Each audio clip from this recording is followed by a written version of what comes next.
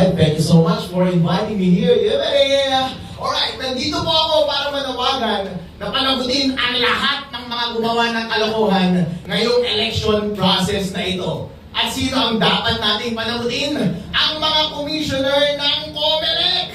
At paano natin sila pananagutin? Through impeachment. Anong sabi ng konstitusyon? Kapag binetray mo ang public trust, pwede kang ma-impeach. Paano binetray ng mga commissioner ng COMELEC ang public trust? Dalawa. Una, sabi ng batas, dapat simula pa lang linabas nyo na yung source code review report para makita namin kung yun mismo yung nakalagay sa makina. Pero kailan ninyo linabas? 2 araw bago mag-eleksyon.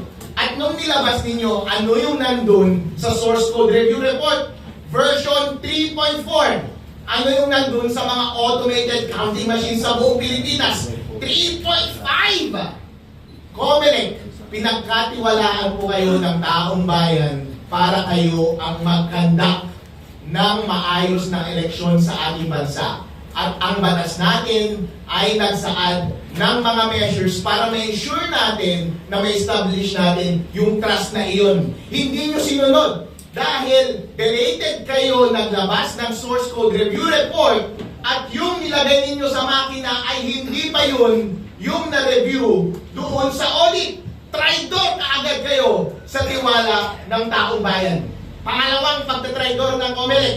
Ang sabi ng batas, kada automated counting machine dapat diretsyo sa COMELEC servers at diretsyo sa mga transparency servers. Bakit yun ang sinabi ng batas? Para kapag mandadaya ang COMELEC sa kanyang data, huli ka agad ng mga transparency server. Pero ano ang ginawa ng COMELEC? Gumawa siya ng sarili niyang data center sa gitna, sariling server. Doon niya muna pinapadala yung mga data mula automated counting machines papunta sa gitna, dinedele niya and then sa kanya ilalagay sa mga transparency server. So anong nangyari? Therefore, yung mga papuntang data papunta sa COMELEC server, pwede nang mabago ng COMELEC servers mismo. At yung mga data na dumaan sa data center 3, pwede na rin nilang i-manipulate para mag-match sa linabas ng COMELEC server. Meron pa bang transparency? Wala na.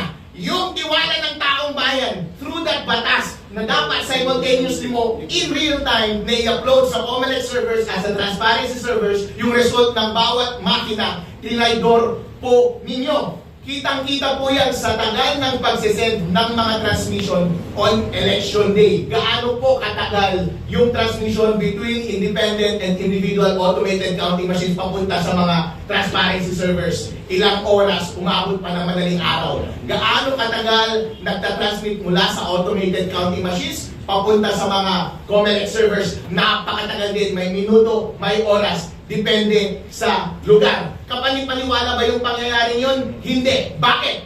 Ako mismo sa aming bayan, nag-manual upload kami ng data mula sa automated counting machines ng isang offline na automated counting machine namin doon sa probinsya. Nasilip ko na ina-upload pala ng isang automated counting machine 76 kilobytes lang.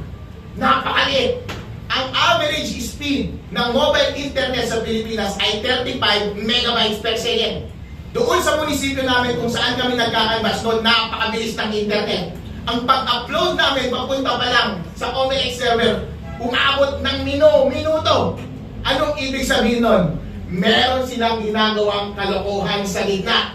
Hindi yan problema ng signal, hindi yan problema ng network cables, hindi rin yan problema ng mga server computer kasi hindi ito 1990s, hindi ito 1980s. Kapag tumagal ng mas mahigit sa 1 minuto, mas mahigit sa 1 oras, kapag umabot hanggang madaling araw, ang dapat na umaabot lamang ng split second na transmission, meron silang ginagawang kalokohan sa gitna. Yung kalokohan sa gitna na yun, ang hinala ko po, hindi nga rin computer ang gumagawa. Kasi kung program yan at computer ang nagmamanipulate sa gitna, kaya niya rin niyang gawin in split second din. Pero ginawa nila ng napakaraming oras. Baka mano-mano nilang dinadaya yung pagproproseso ng mga boto habang transmission. COMELEC, mga commissioners at Chairman George Garcia, trinaydor niyo po ang tiwala ng taong bayan nung sinabi nila sa inyo na dapat idiretso ninyo almost real time yung resulta ng ating mga eleksyon mula sa independent automated counting machines diretso papunta doon sa COMELEC servers at sa transparency servers. Dahil hindi nyo ginawa yan, tinaydor ninyo ang tiwala ng taong bayan at dapat lahat kayo mga commissioners ng COMELEC ma-impeach. Ngayong araw po na ito ay nag-file kami ng TRO para pigilan ang pagpigil ng COMELEC sa pagproklama sa akin bilang panalong kandidato bilang Vice Mayor ng aming bayan sa Reyna Mercedes Isabela. Tandaan po natin, sa isang demokratikong sambayanan katulad ng ating bansa, ang pinakamahalaga po ay ang direktang mandato ng taong bayan. At hindi dapat yan pwedeng mabuwag ng kahit na sino mang nagmamagaling na appointed official lamang, kahit national pa man, katulad ng mga commissioner ng COMELEC. Para ako'y pigilan nila sa aking pagkadeklara, kailangan nilang magbigay ng napakabigat na ebidensya para patunayan na ang sinasabi nilang fake news ay totoo nga ang fake news. COMELEC, kayo talaga ang fake news dahil yung 3.5 na nasa loob ng lahat ng makina sa araw ng eleksyon ay hindi yun yung na-audit na nasa source code audit report. At kayo din ang fake news dahil yung mga pinapadala ninyong data mula sa automated counting machines ay dumadaan pala sa intermediary server. Pinapakialaman ninyo para posible para sa inyo na dayain ang resulta ng eleksyon. Yung sinasabi ninyong fake news na sinasabi ko na bawal i-connect ang automated counting machine sa internet, sinunod nyo naman. Paano naging fake news yun? Mas daig pa ninyo ang isang diktador dahil kayo na ang nagdidikta mismo ng kapalaran ng ating bansa, hindi man lang kayo nahalal ng direkta ng taong bayan. Ang nagrereklamo po ay buong taong bayan. Hindi mo kailangan ng napakagaling na tao para maintindihan ito. Ang audited source code ay 3.4, may sariling hash. Ang nakalagay doon sa makina ay version 3.5, may sariling hash. Ang tanong, magkapareho ba yung 3.4 at 3.5? Hindi po magkapareho. Posible ba na nagtanim ng daya doon sa 3.5? Posible. Malalaman ba natin yon? Hindi, dahil hindi yon yung na-audit. Ang tanging paraan lamang para ma-rectify ng COMELEC ang pagkakamaling ito ay i-open source nila yung 3.5 at tayo mismo ang makakita kung anong kalokohan ang ginawa nila doon sa software na yon. Maraming pagkukulang ang COMELEC sa kanilang pag-govern ng ating election process na ito. Una, sa software, hindi tamang software ang nilagay nila doon sa makina. Therefore, posible ang daya. Wala tayong confidence doon sa integrity ng resulta ng eleksyon. Pangalawa, doon sa transmission, hindi nila diniretso sa mga transparency server yung mga lumalabas na data mula sa automated counting machine. Pinapadaan muna nila sa data center 3, posibleng may mamanipulate na data doon, posibleng manipulated na yung mga data na lumabas sa COMELEC server at sa mga transparency server. Kapag merong mga malalaking doubts pagdating sa software mismo at pagdating sa transmission, meron ba tayong confidence doon sa resulta ng eleksyon? Wala. Kahit ako ay nanalo, sinasabi ko sa inyo, itong lahat ng sinasabi ko ngayon ay naninindigan ako para sa susunod na eleksyon, hindi na mangyari ang ganitong garapalang pandaraya. Ang prayer ko sa Supreme Court ay pigilan ang COMELEC sa pagpigil nila sa aking pagkaproklama bilang banalong Vice Mayor sa aming bayan ng Reyna Mercedes. Marami mo pong lalabas na balita at kalokohan ang COMELEC. Nag-upload sila ng mga VPN logs at logs papunta sa mga transmission server. Marami po akong nakita doon. COMELEC, nangako kayo na hindi ninyo i-connect yung mga makina doon sa internet. Marami akong nakita doon na nag-connect doon sa mga server ng before 7 p.m. Makikita nyo po yan mamaya o bukas pag-uusapan natin muli. COMELEC, as a matter of fact, kayo po mismo ang umaamin ng inyong kalokohan. Kayo ang nagpakita ng source code review report, pinakita nyo 3.4, ang nasa makina 3.5.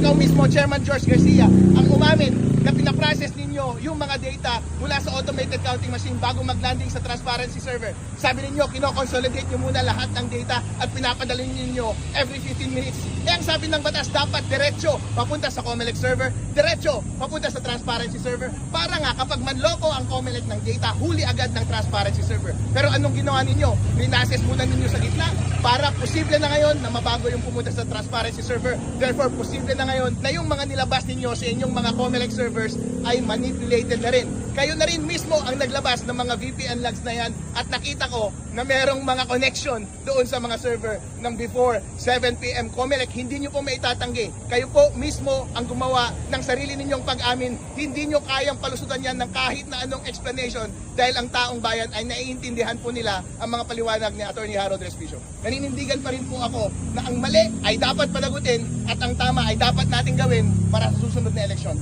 Gusto ko na i-dismiss nila yung disqualification case nila na ibinigay sa akin. Dahil nga po, COMELEC Chairman George Garcia, hindi pa huli ang lahat para itama natin ang ating kamalian. Si President Bongbong Marcos na rin ang nagsasabi, mag-reconcile tayong lahat. Tapos na po ang eleksyon. Hindi na maganda na mamulitika pa tayo at pansinin pa ang ego natin at pride. Kung nasaktan man kayo sa aking mga sinabi dati, tanggapin po ninyo. Kayo po ay magpakumbaba dahil lahat naman po yan ay tama. Sinunod nyo nga rin po. Kaya hindi kayo pwedeng magsalita ng 2 beses at sabihin ninyo at the same time na fake news yung sinasabi ko. Dahil iba yung ginawa ninyo, iba yung mga inamin ninyo, at the same time kapag pinapansin ko ay sinasabi nyo nagsisinungaling ako. Walang merit yung nilalagay nilang case dahil ayon sa batas sabi, dapat may intention, dapat akong i-disrupt yung election process. Meron ba akong intention na i-disrupt yung election process?